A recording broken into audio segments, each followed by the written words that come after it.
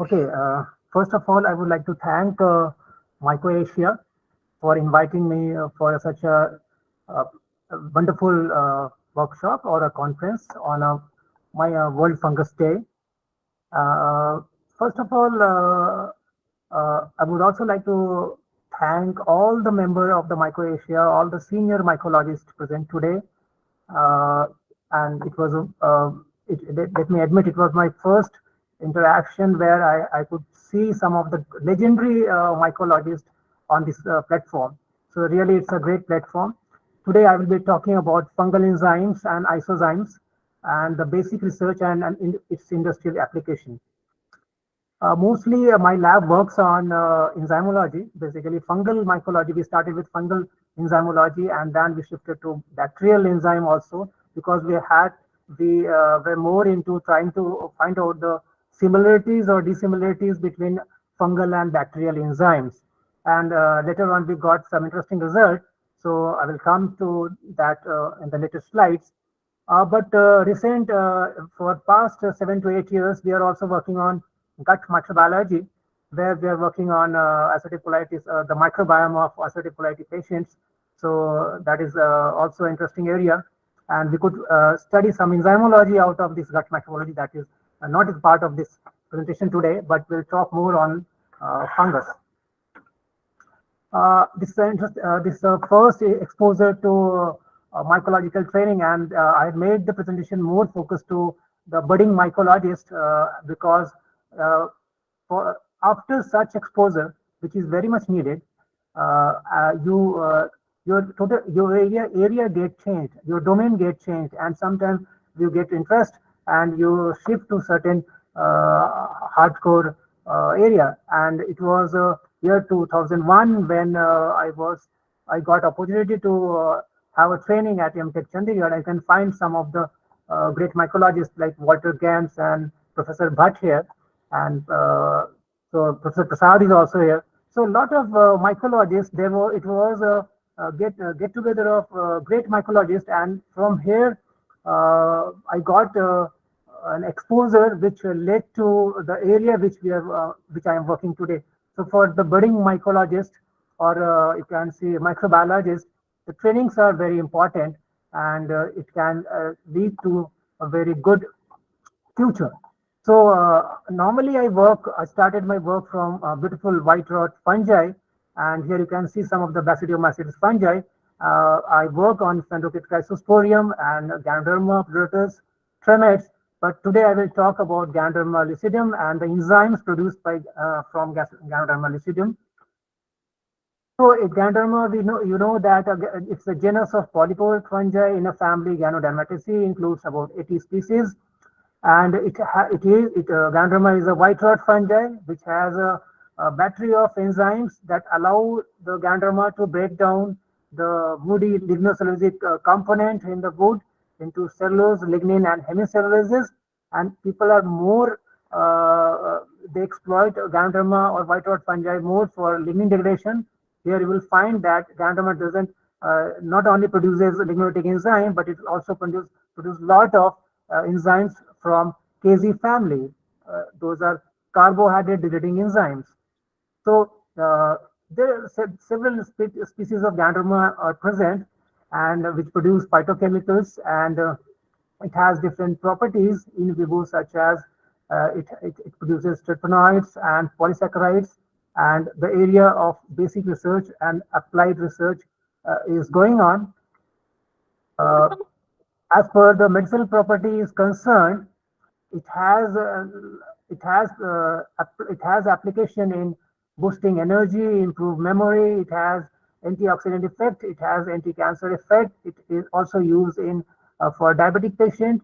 It means that it produces great amount of metabolites which can be exploited or which can be used for medicinal properties. So it has a lot of economic importance.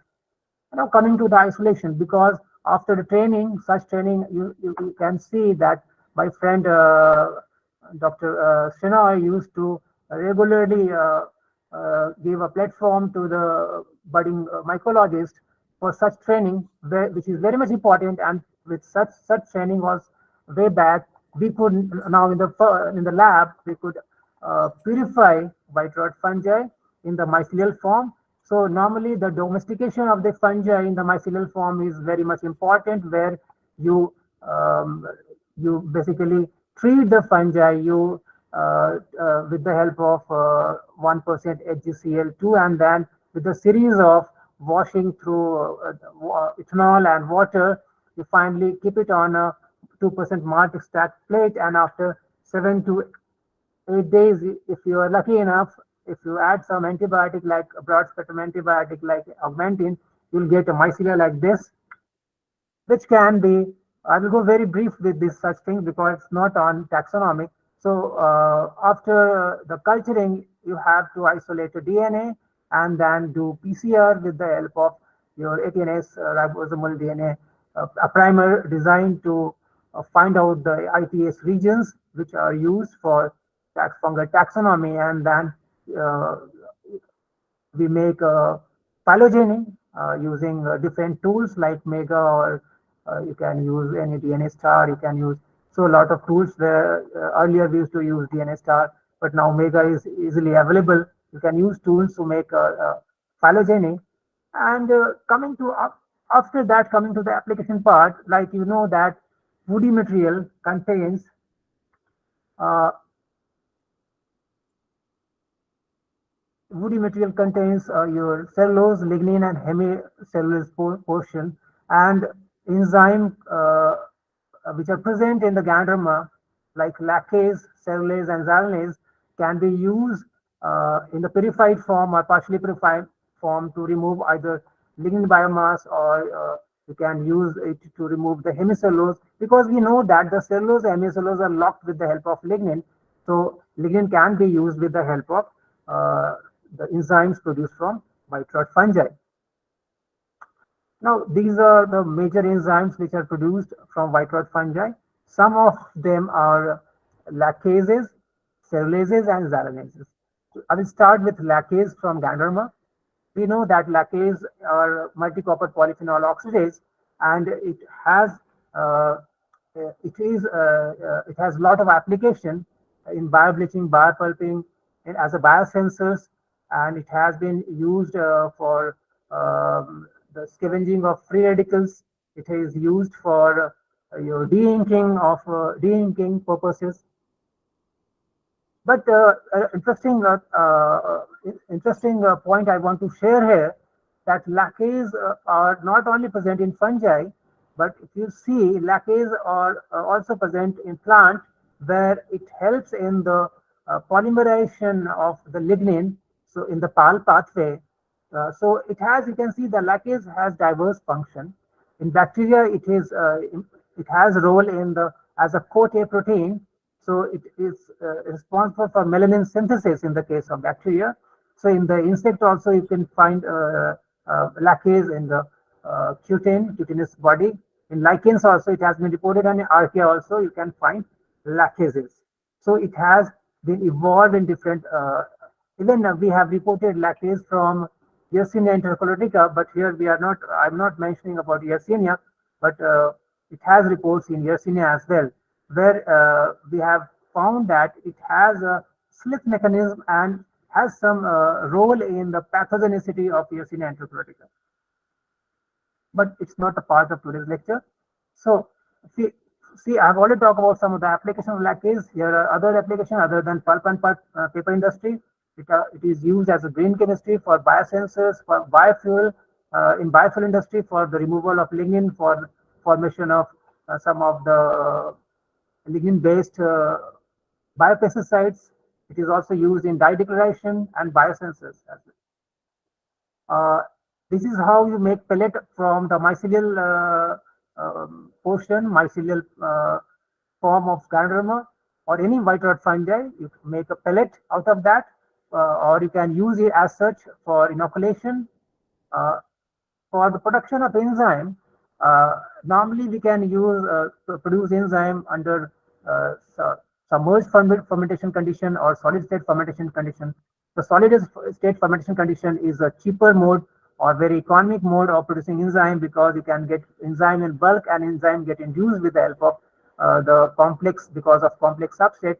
So this is a scheme where we uh, we we produce mycelial pellets, and then we inoculate in the trays bioreactor. For detail, you can follow my Google account, or you can follow the Scopus, where you can find the details of all the publications which I am discussing here. But my focus today was to discuss on not on lacase, because lacase a lot of people are working. We have started some uh, different work on lacase isozymes, because there are multiple enzymes produced from lacases. So there might be so because that's why it is said that lacase is a broad spectrum, has a broad spectrum of subset, and so they are non-specific in the duration of non-specific for certain lignocellulosic substrate. And what we found that lacase has more than one isoforms. We could report multiple isoform of high molecular weight lacase of around 66 kilodalton to around low molecular lacase of 42 or 43 kilodalton also, and or lesser than that. So you can see the number of like isoforms here in the polyacryl amide gel, which was stained with a substrate. So it is called zymogram study. So another thing that you can do, this is for students, that if you don't want to go for a complex process of purifying lacase to or lacase isozyme to identify whether they are same or different isozyme, or want to purify for some for kinetic property, what you can do is you can run a page gel, native page, you elute the band, you can sonicate it, and you can again run to confirm on a page and do a zymogram to find to confirm whether the bands have been separated and they are separate isoforms. After you confirm the isoform, you can use it for you can further later confirm for, using multi-top sequencing, and you'll get a sequence like this, and which confirms that they were all different isoforms. And when we did the biochemical, and you can see there are a number of isoforms here, and you can see under different conditions. One best part is that all the organisms, they produce different metabolites under different conditions. So isoforms are patterns also changes with the change in the condition, temperature, or other media conditions. So another thing what we did, we studied the kinetics of the isoforms, and we could see the differential kinetics of lacase isoforms, and so now it can be used for different applications. So one major application that we saw, we could help the plant tissue culture people. Now when they do callousing, the browning is a big problem because of the phenolics, plant phenolics. So what we did, we treated 40 unit of isozyme, one of the isoform of 66 kilodalton was used, and 40 unit was found to be optimal for the callus formation. You can see the callus weight was more compared to the control. So, and the browning also was lost, and it was a good healthy callus. Then we also looked into the antioxidant property of high molecular weight H1 and the L1 lacase, and what we found that the low molecular weight lacase was more stable, but high molecular weight lacase were having more antioxidant property, means they have differential antioxidant property as well. But there are a lot of questions are raised in the earlier days, that and people were more biased towards lacase with the white rot fungi. When we did some transcriptome study, and then I didn't put, because of time constraint, some of the slides of our transcriptome study. But when we did, this is the PCR real-time PCR validation, and what we found that to validate the results of transcriptome of Ganoderma, which we have reported in the published in the journal called Genomics, where you can find out. Here we could see that lacase not only get induced in the presence of copper, but lacase also was down-regulated. Some of the isoform was down-regulated. And interesting part, what we saw that some of the enzyme of glycosyl hydrolases, which are from KZ family, got up-regulated, and the enzymes for some of the enzymes for your autophagy was also upregulated. So a lot of results we got, which we are not, I'm not discussing here. You can get it from the paper. So a lot of interesting results we got from transcriptome and later from the proteome studies of Ganderma. So this is also published in the same journal, Genomics, where it talks about uh, different genes or the pathways which get induced. You can see the autophagy get induced and the hydrophobins get downregulated, proteases get downregulated, and because of downregulation of the metalloproteases, the stability of the lactase increases in the culture in the extracellular form. So a lot of things is revealed when you do the whole transcriptome and the proteome study, and the tools are very strong. To summarize, take a basidiograph, we took basidiograph, it was isolated in the pure form, it was further identified, and then enzyme was produced in the broth. Later on, the zymogram study was done, and the all high molecular weight and low molecular weight lacases were characterized, and it was applied in different uh, area like its antioxidant property, oxidative property, as well as in calcine. Uh, Now, coming briefly, I will talk about, because I know we are already, the session is already getting late.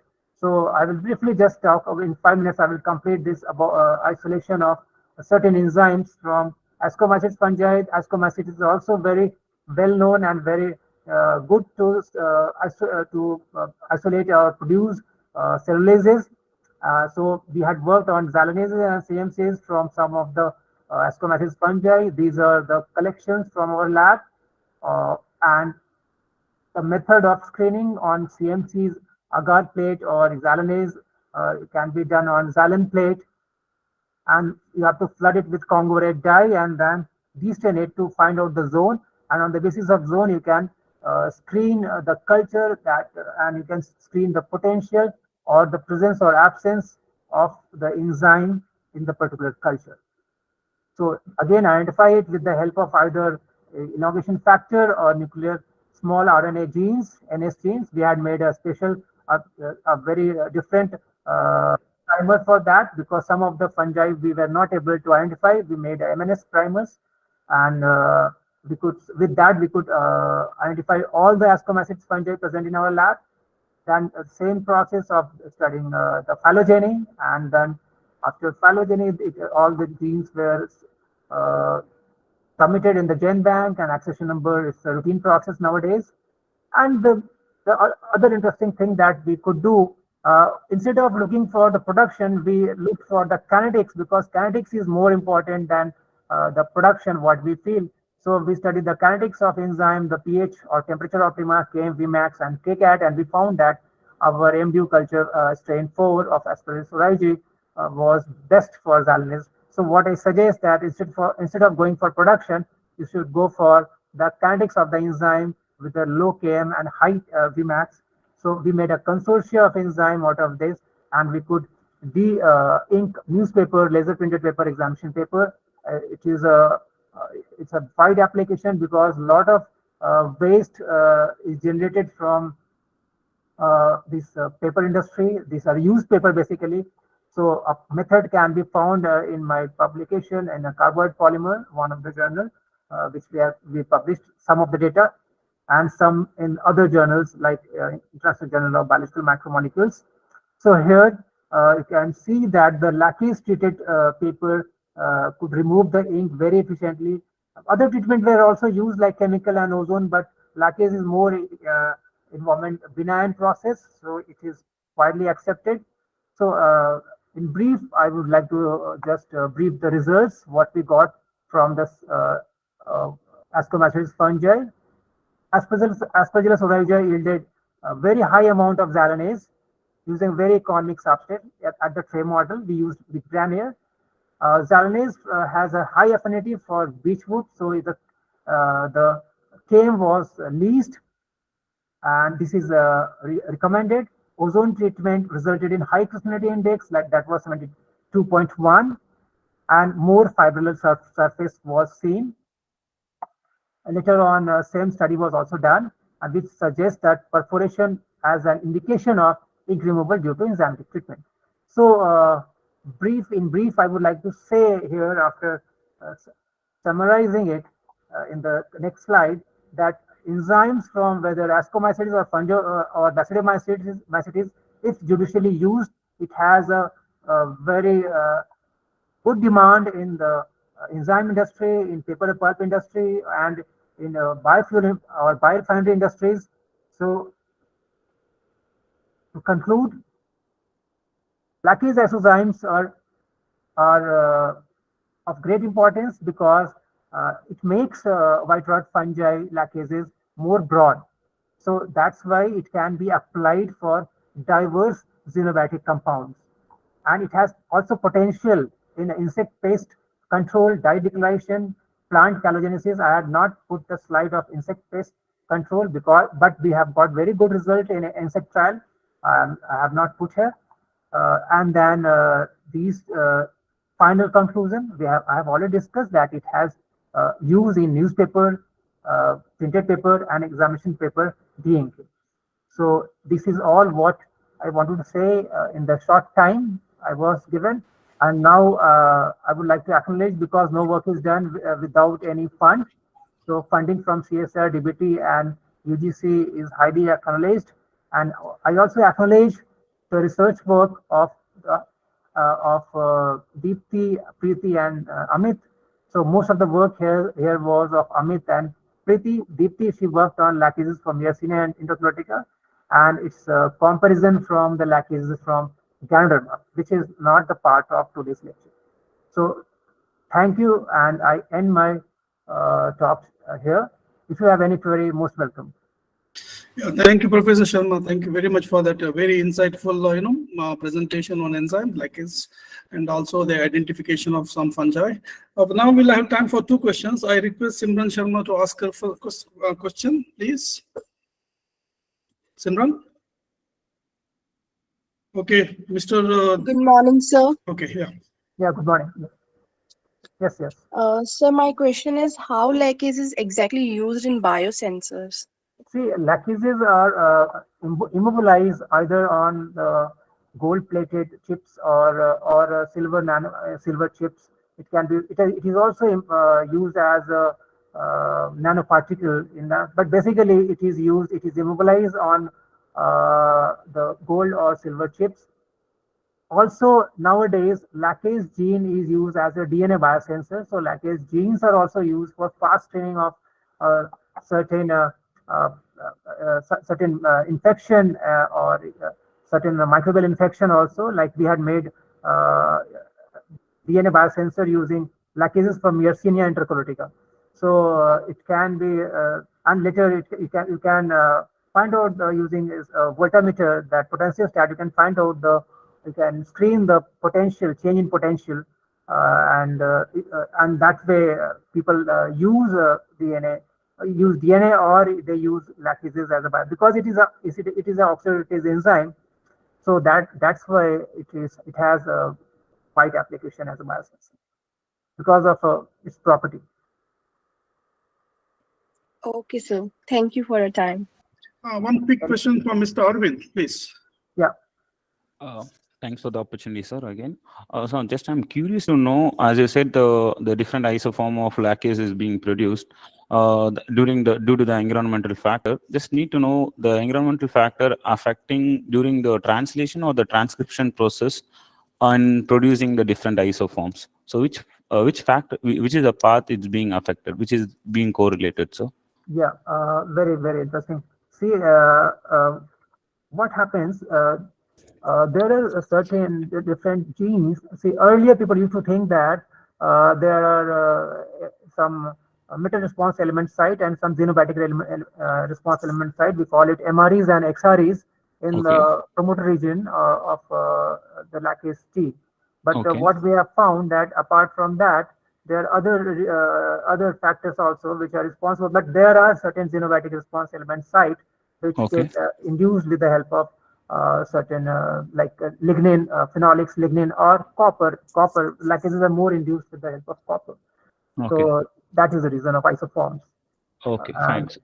And another reason is that some of the enzymes are extracellular, some are intracellular. This is a fact that very less people know, that during certain treatment, the cell wall or the transport protein comes into play, and which allows other lackases to be visualized.